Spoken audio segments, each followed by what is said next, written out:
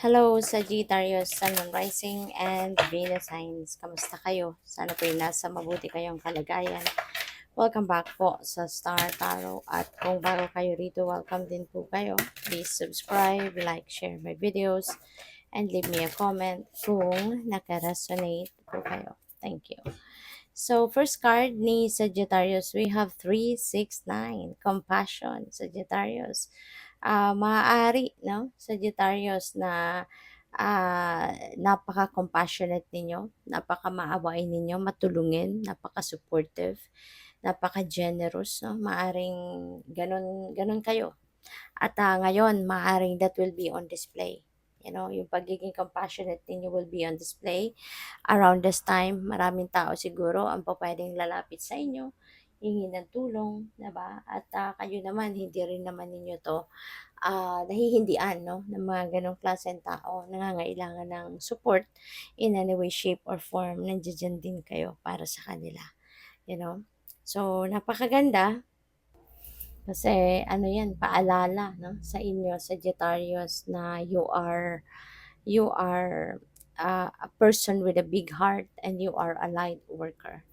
So, what else? We have angel number 4444, beautiful, triumph. May triumphant energy na nakapaligid sa inyo sa ngayon. So, meron kayong pagtatagumpayan kung ano man yung mga pinagtatrabahuan ninyo, pinagsisikapan ninyo, panahon na para ito ay mag-come to fruition na.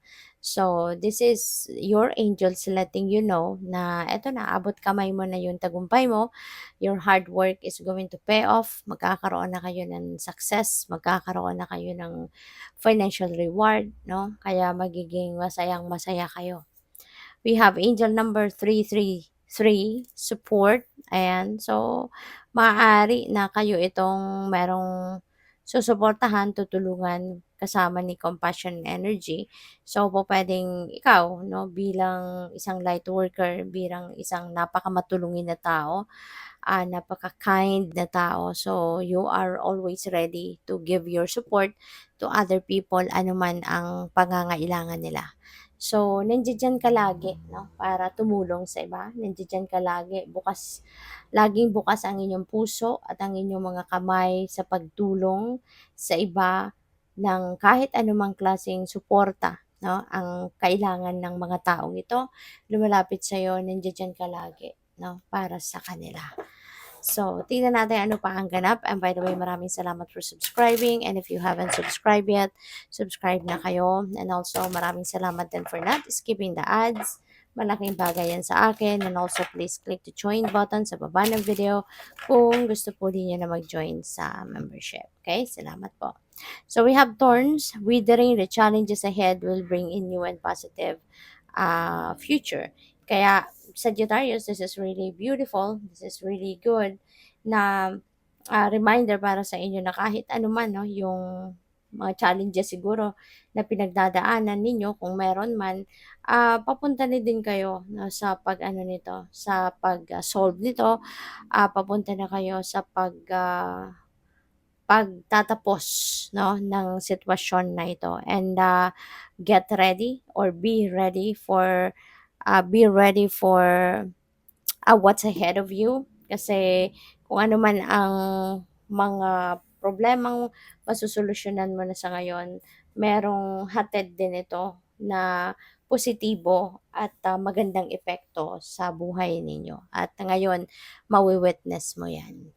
So we have world, be open to new possibilities in all areas of life. So maging bukas ka, no? Maging bukas ka daw sa kahit anumang mga posibilidad sa buhay mo. So maging bukas ka lang sa kahit anumang opportunity and possibilities, no, in various areas of your life. All right? Kasi maaring marami, no, ang magbubukas na pinto para sa iyo sa ngayon. We have key, new beginnings, directions, and adventures await for those ready to let go of the past. So, maging handa ka, no, sa pagpasok ng mga bagong sitwasyon, mga bagong opportunities and possibilities, kasi meron at meron ka ditong i-embrace na mga bagong kaganapan sa buhay. There could be also new directions that you are going to take. This is also the time na parang full of adventures, no? Yung buhay ninyo. Kaya let go of whatever is nagpapa-worry sa'yo, i-let go mo kung ano man yung mga nagpapakaba sa'yo, nagpapatakot sa'yo, and be ready, be open to receiving or be ready to embrace, 'di ba, these new beginnings. Okay? So, tingnan natin kung ano pa ang mga messages and energies surrounding you this week, Sagittarius.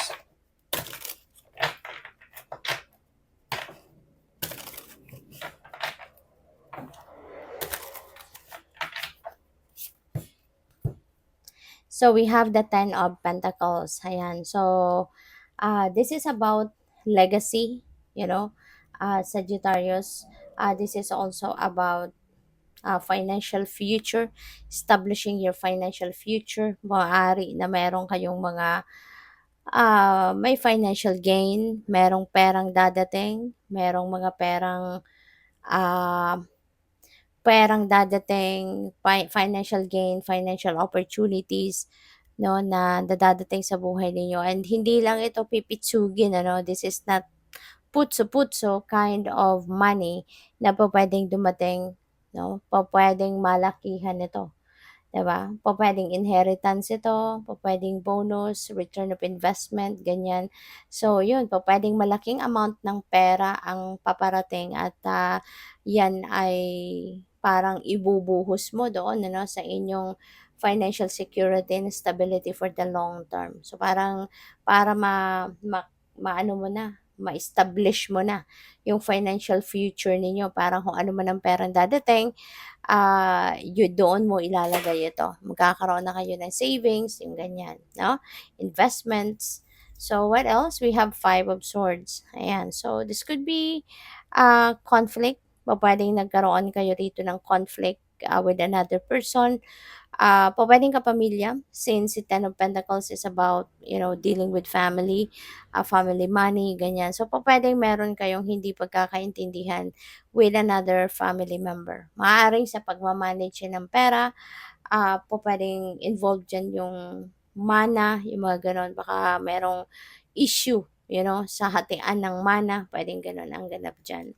So, we have Five of Cups. Ayan. So, merong mga panghihinayang ang iba sa inyo.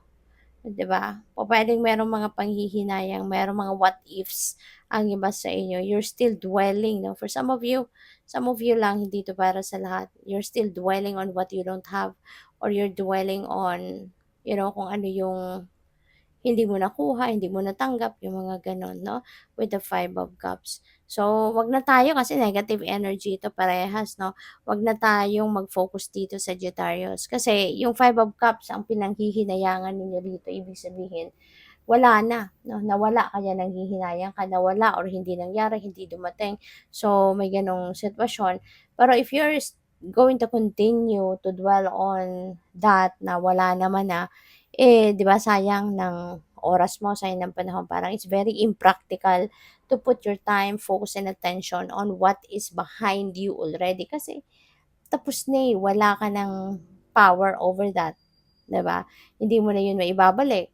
Hindi mo naman 'yun kung hindi man nangyari, 'di ba? So, wala kung hindi nga nangyari sa time na ini-expect mo, 'di ba? So, siguro hindi na talaga siya dadating.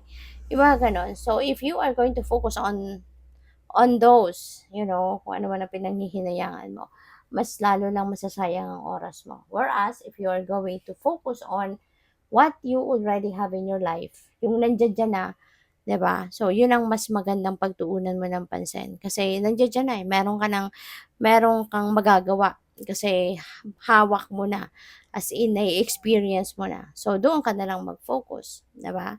So, good luck. Thank you for watching. Love and light. Namaste.